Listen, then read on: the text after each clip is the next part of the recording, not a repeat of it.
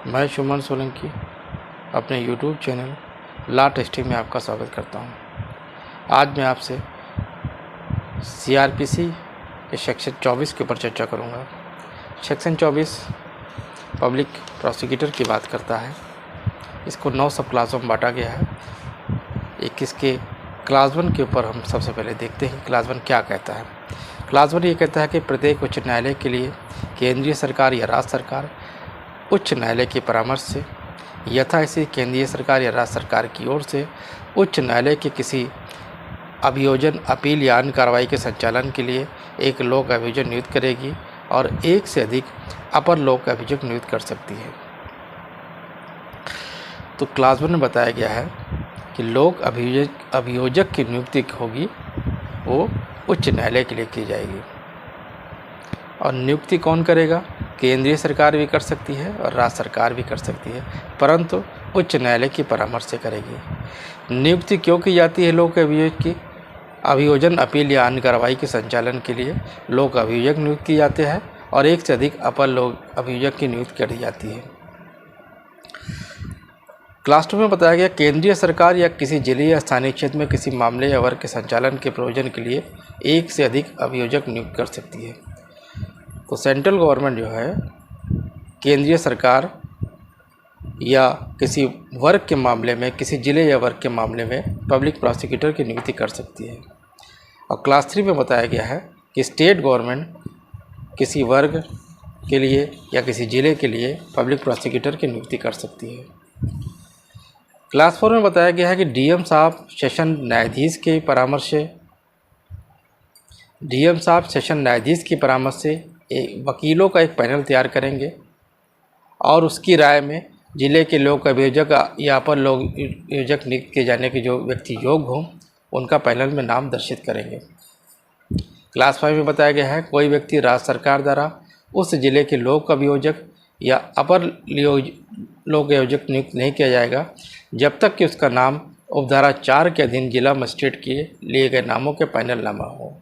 यानी क्लास 5 साफ साफ ये बात कहता है कि राज्य सरकार लोक अभियोजक या अपर लोक अभियोजक की नियुक्ति नहीं करेगी जब तक कि उसका नाम उपधारा 4 के अधीन जिला मजिस्ट्रेट द्वारा तैयार किए गए नामों के पैनल में ना हो।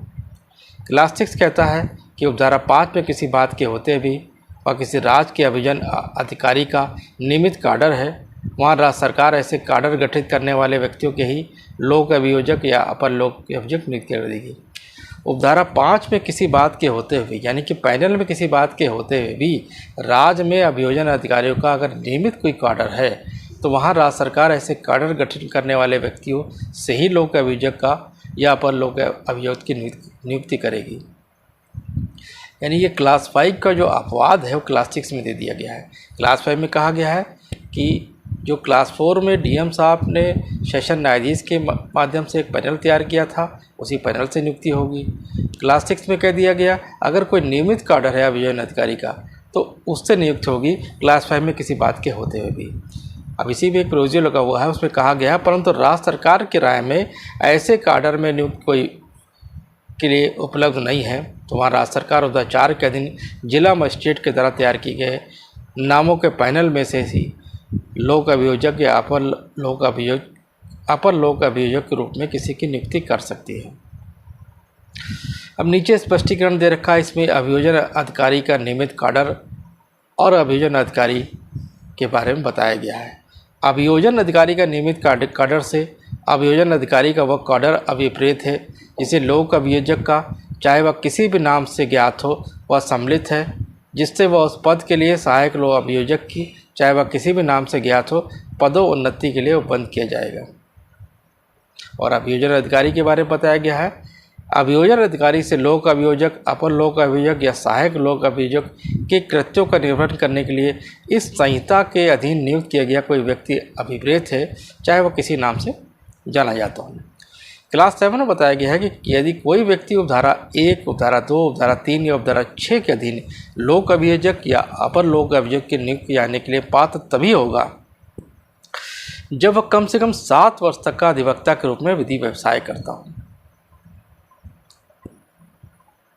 क्लास 8 में बताया गया है केंद्रीय सरकार राज्य सरकार के किसी मामले में या किसी वर्ग के मामले में प्रोविजन के लिए किसी अधिवक्ता को कम से कम 10 वर्ष तक विधि व्यवसाय करता हो विशेष लोक अभियोजक नियुक्त कर सकती है। यानी कि central government special public prosecutor के जब अपॉइंटमेंट करेगी किसी वर्ग के लिए या किसी वर्ग के मामलों के प्रोविजन के लिए, तो वहाँ पर जो अधिवक्ता नियुक्त किया जाएगा उसका अनुभव 10 साल की वकालत होनी चाहिए।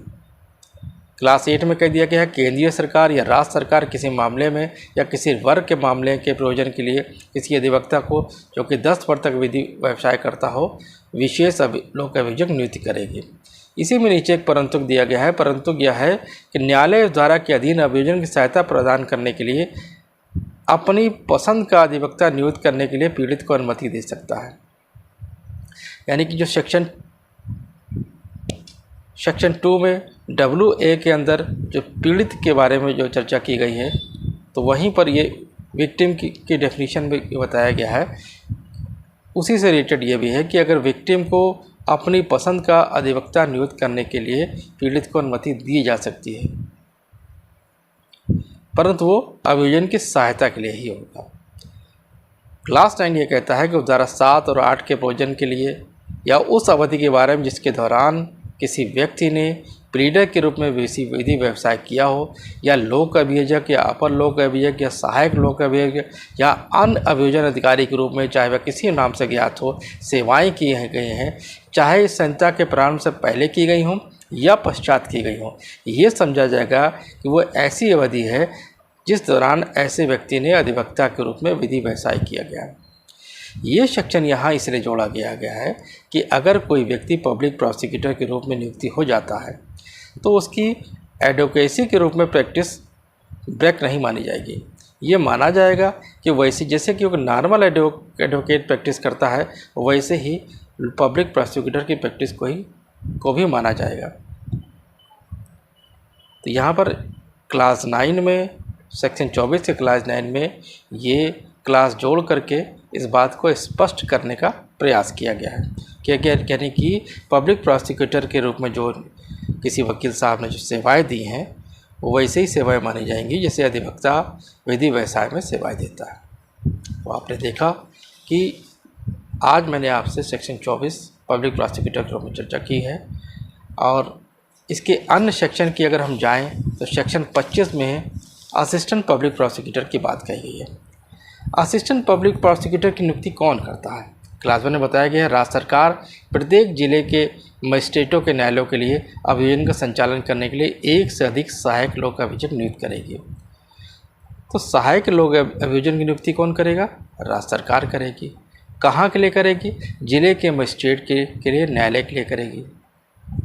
जैसे कि आपने पिछले सेक्शन में देखा कि पब्लिक प्रोसिक्यूटर की नियुक्ति कहाँ हो रही थी? हाई कोर्ट के लिए हो रही थी। उसी तरह से असिस्टेंट पब्लिक प्रोसिक्यूटर की जो नियुक्ति हो रही है सेक्शन 25 में, वो कहाँ हो रही है?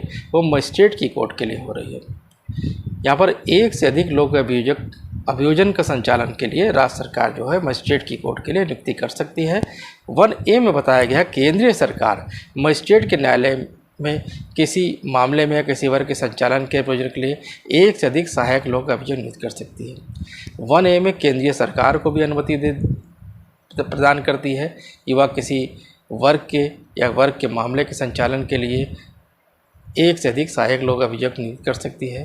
क्लास 2 में बताया कि जैसा उपधारा 3 में वर्णित है उसके सिवाय, यानी कि उपधारा 3 में जो कुछ भी कहा गया उसके सिवाय कोई पुलिस अधिकारी लोक अभियोजन नियुक्त होने का पात्र नहीं होगा।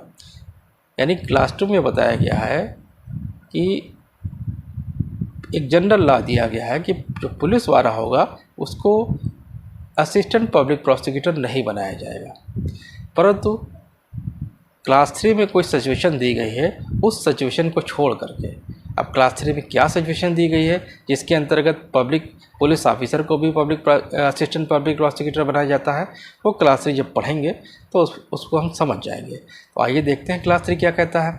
यहाँ कोई सहायक लोक अभियोजक किसी विशिष्ट मामले के प्रयोजन के लिए उपलब्ध नहीं है। जहाँ कोई सहायक लोक अभियोजक किसी विशिष्ट मामले के प्रयोजन के लिए उपलब्ध नहीं है तो वहाँ जिला मजिस्ट्रेट किसी अन्य व्यक्ति को उस मामले के भारसाधक सहायक लोक अभियोजक नियुक्त कर सकती है। यानी अगर कोई असिस्टेंट पब्लिक प्रोसिक्यूटर उपलब्ध नहीं है किसी विशिष्ट मामले को लेकर के, तो मजिस्ट्रेट किसी अन्य व्यक्ति को पब्लिक प्रोसिक्यूटर बना सकता है, परंतु पुलिस अधिकारी नियुक्त नहीं किया जाएगा। कौन सा पुलिस अधिकारी नियुक्त किया जाएगा?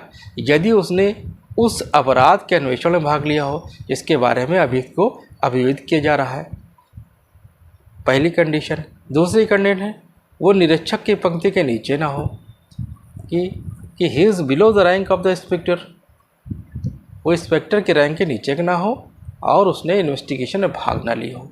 अगर किसी पुलिस ऑफिसर की नियुक्ति होती है, ऐसा इन्वेस्टिगेशन जिस अपराध के लिए अभियुक्त को अभियुक्त किया रहा है, तो उसी अपराध के लिए अगर उसको जो है इन्वेस्टिगेशन ऑफिसर को एपीओ बना दिया जाएगा, तो वो क्या करेगा?